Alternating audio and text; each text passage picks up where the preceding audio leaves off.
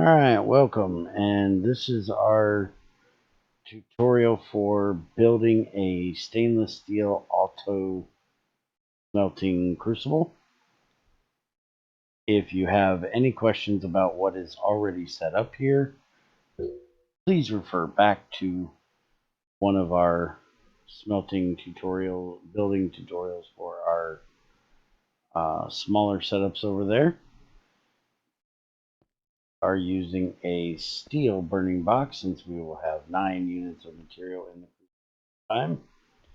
Our thermostat is set to greater than 22 for shutoff. We do have it set to a lever for an emergency. Our pouring temperature is set to 2011, greater than again. And our weight-o-meter is set to 0 as always. These hoppers are set one into another till you get to 3, and those are going into the chest. We will take a look at when we get downstairs. So we will now be setting up the 9 molds. You'll right click with a monkey wrench on the pour spout of each one of these. Be sure to hit the pour spout that is going towards crossing. And the pour spout can be set independently. And then in the center, to set everyone to only pour on redstone signal. Now we will set a redstone line coming from our thermostat down to one of these molds, and they cannot pour until they have a signal from that thermostat.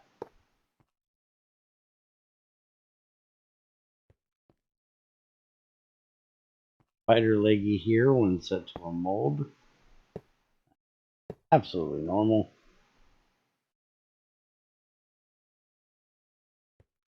Go. Are set up. Now we need to get our delivery system set up, which will be 5 brass pipes set 2 high and 4 long. There.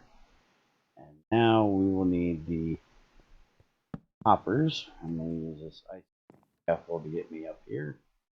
We're actually using 2 different types of hoppers here. It does not matter. They're all the same, all different. Why? Here. Automatically connect to the pipe as long as you place them against the pipe. So now Greg has recently changed the recipe for stainless to allow nichrome, so we do not have to worry about needing to make the nickel first. So we can still do the original GT5 recipe of 6 iron, 1 nickel, 1 manganese, chrome. So we will now be setting this to iron, 1 for each of the others, and then using a monkey wrench on each one, which will set it to an exact stack size. Their way we were not pouring multiples of each one if it was not on exact stack size, and we put an entire stack into the hopper. When it gets a redstone tick, it'll send any multiple of whatever number you have. So these 3 will be entire stack. This one will be 60. On exact stack size, when it gets a redstone signal, it will only send stack size. Now, putting redstone wires connected to one of these hoppers with a stone torch put on the end going towards the hopper. That will lock each one of those hoppers not output until they get a redstone pulse.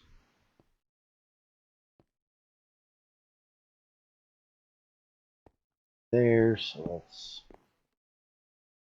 fit back to there and that one. Our final one here. Fit back to that one. Okay. Now we need to get our pulse to our redstone. So this down and basement. Wait a second, we will set up a pulse send to it. But before we do that, let's go ahead and get our chest set up. So we have a bunch of materials in here.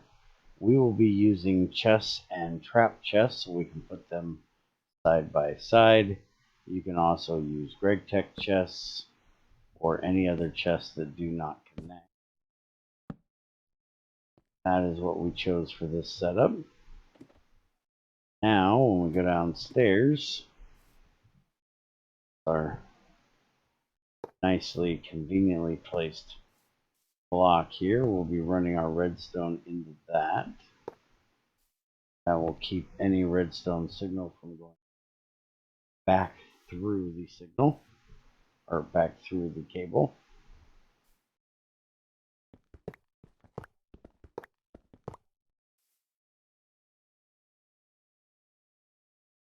Going into the block. Excuse me. This one needs to come back. Block, that is from our weight ometer. That'll be providing our redstone signal. Out. Notice we have redstone coming through already. That is due to the fact that we have a moment. Now, meter set to 4. We also need a comparator. Tractor mode.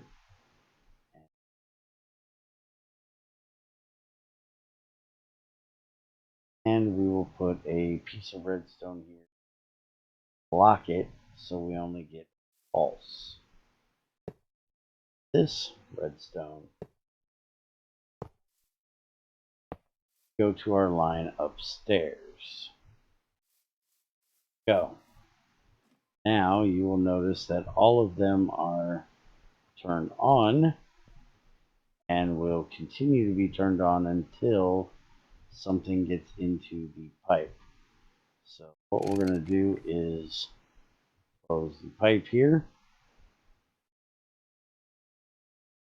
Our 42 iron, our manganese, our nickel, and chrome in there.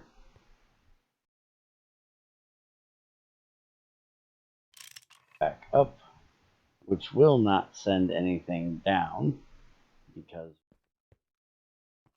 we do not have a pulse because this is still 0.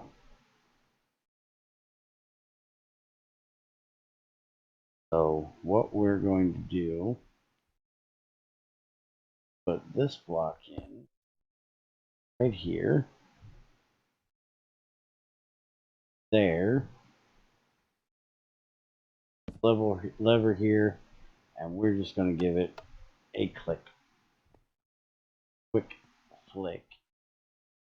Now you will see that we've had one of each drop in.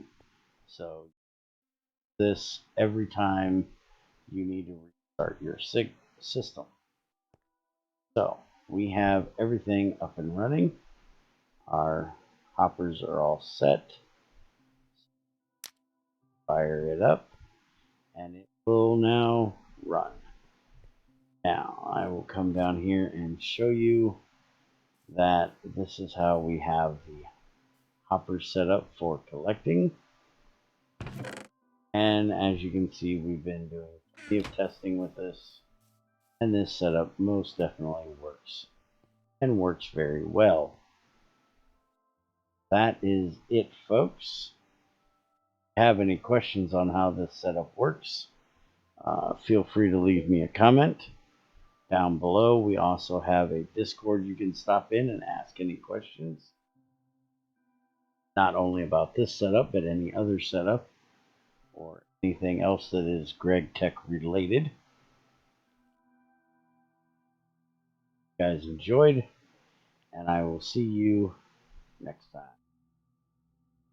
Hit those buttons and do those things.